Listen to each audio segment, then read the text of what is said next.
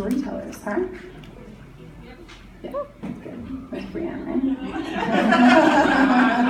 You wait till the second half.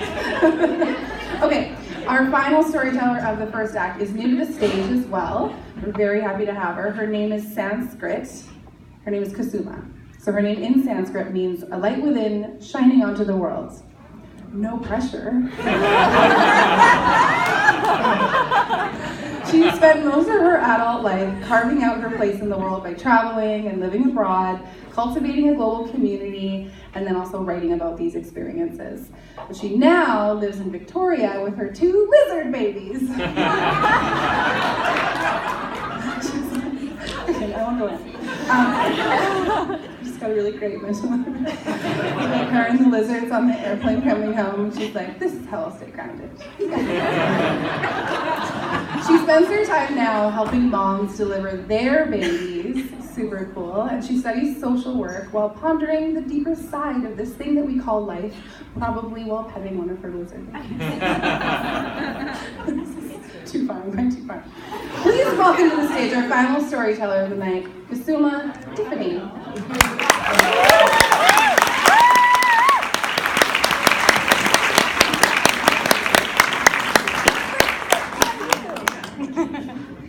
Okay. I do cut them sometimes when I'm on that. Feel nice. Yeah, can you come closer? Yeah. Okay. She looks good. She's good. Woo! So, when I traveled around Taiwan in 2009, after about 4 years of living in Southeast Asia, I had the idea that I wanted to go through Asia and make it to India, which was my Everest. And despite my tendency to meticulously plan everything, I landed myself stuck in Nepal for 6 of my 8-month journey. I wasn't new to the concept of travel-related health afflictions. I had several cases of random unidentifiable skin rashes. I had food poisoning several times, or what people who travel around India call Delhi belly. And I fell down the stairs in meditation center in Kathmandu and landed myself on crutches. But I was sure that there wasn't a single injury or illness that I couldn't solve with the contents of my rather extensive herbal and homeopathic first aid kit that was in my bag. When I left Canada with my bag that was equal to about half my weight, my friend Coley said, "You're gonna break your leg or something and not have anything in that bag to fix it." But I sure showed her when I had arnica pellets after falling down the stairs. I didn't have to take any painkillers. The reason why I stayed in Nepal for so long and couldn't launch into India is because of all of the ominous stories that I'd heard about India. So people had talked about getting robbed or being in sketchy guest houses and so on. But the thing that really scared me was all of the stories of the terrifying things that women had experienced with Indian men and all of the warnings that I'd received. And yet, despite all of that, I knew that I needed to make it to India. I had landed myself synchronistically on a permaculture farm just outside of Kathmandu, and Govinda, who is the head of the farm and father of the family, knew that I really wanted to make it to India. So he made it his mission to try and get me there. He knew that there were political demonstrations on the roads that were preventing people from traveling from Kathmandu to the border. And so he told me to go back to Kathmandu, wait at a guest house, and he would call me the second the roads opened up. 10 days later, I got the call, and I got on the last seat on the last bus leaving Kathmandu for Lumbini. When I arrived in Lumbini, the roads closed again, and I was stuck there and decided to explore the birthplace of Siddhartha Gautama, who is more commonly known as the Buddha. I'm just gonna take a drink of water.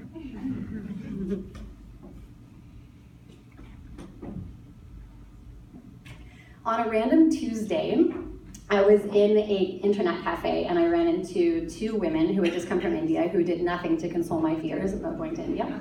And they did invite me, however, to meet a friend of theirs at a cafe.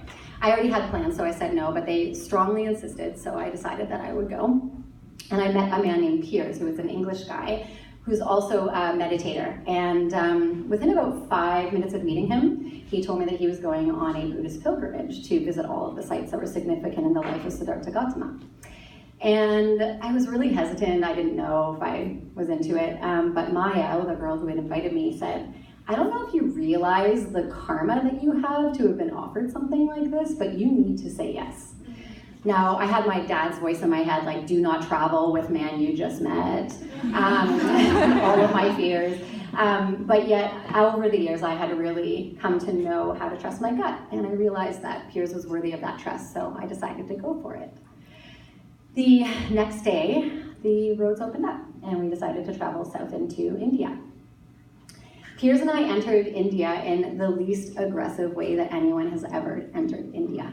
If you ever talk to someone who's arrived in the country, they'll talk about being surrounded by thousands of people and bombarded at the airport when you get off in Delhi or Mumbai. And here we were driving through the countryside in this really quiet area, very, very low risk of getting mugged.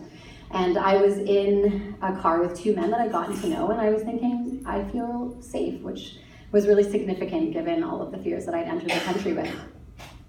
We were headed to a Korean monastery in Shravasti, where the Buddha taught for 25 years.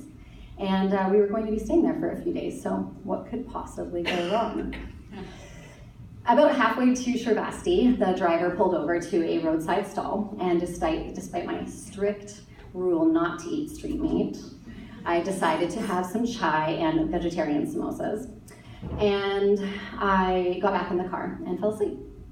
After about an hour, I had some distinct sensations in my stomach that tell me that I've eaten something that I am soon going to regret. As we neared closer and closer to Shravasti, I got closer and closer to a state of total debilitation due to food poisoning. When we arrived, there was a huge spread of Korean food, so I did what any logical human would do when she knows that she's going to be purging everything out of her system for several hours or days. I ate a huge meal of delicious Korean food. That night was the first longest bout of food poisoning that I had ever suffered in my entire life. Each day became a routine of waking up, running to the bathroom, purging from all orifices, brushing my teeth, washing my face, returning to my room, drinking rehydration salts, probiotics, charcoal, grapefruit seed extract, homeopathics, then back to sleep. Wake, purge, sleep, repeat. On day 2 of this, Piers expressed that he was really concerned about me, and on day 3, the person who ran the monastery came and begged me to see a doctor, let me take me to the hospital. But I reassured them that I had everything under control and that I would be totally okay. On day 6, an Indian man who worked at the monastery was wandering outside of my room, pacing back and forth, chanting to the Buddha, Krishna, Rama, and Shiva for my salvation. I didn't realize it at the time, but I had a team of men surrounding me who were taking care of me.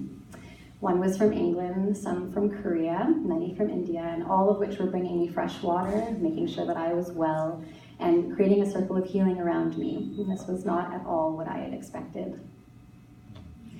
On day 7, I woke up and I began to really question my strategy.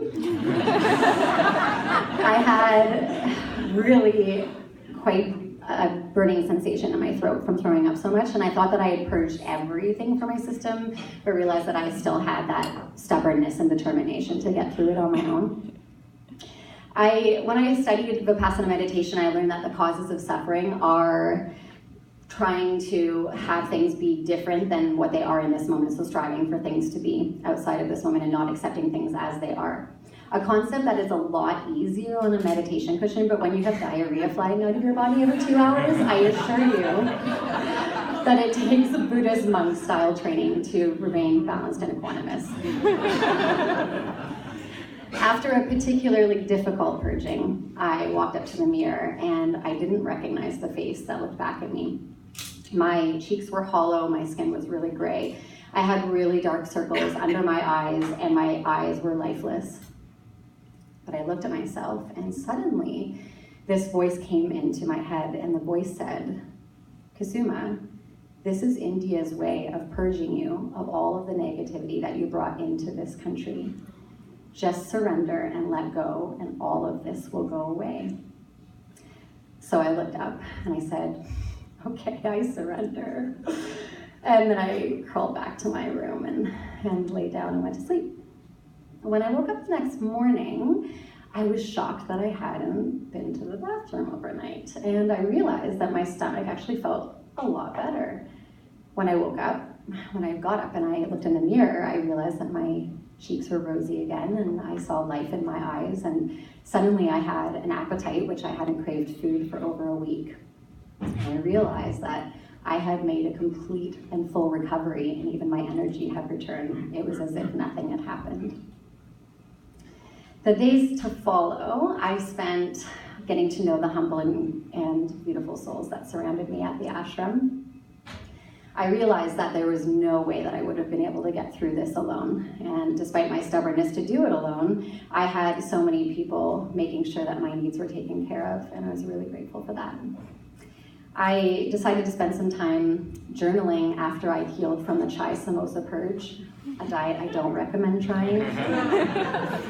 And I was on the roof journaling, and I was taking in all of the life that surrounded the ashram, and most notably this family of monkeys.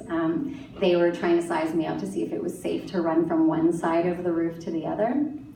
And I remembered in the teachings at the meditation center about the monkey mind. Have you guys ever heard of the monkey mind?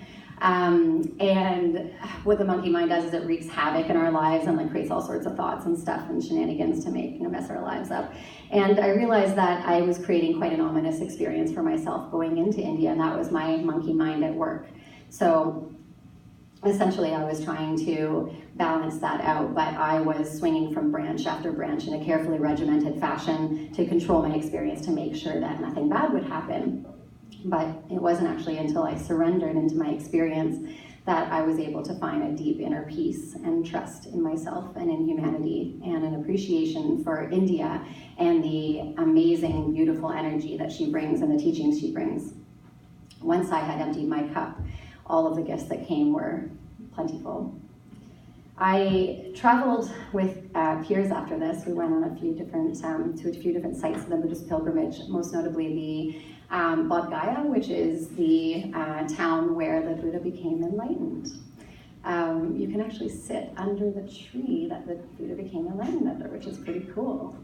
And I learned at the time that the Bodhi tree represents the ability to transcend the everyday worries that we carry and to learn to live life fearlessly. So I went to the tree and I sat down and I meditated under the tree. And I said to the tree, is there anything else that I have to fear on this journey around India? And it responded by dropping a Bodhi leaf directly into my hands.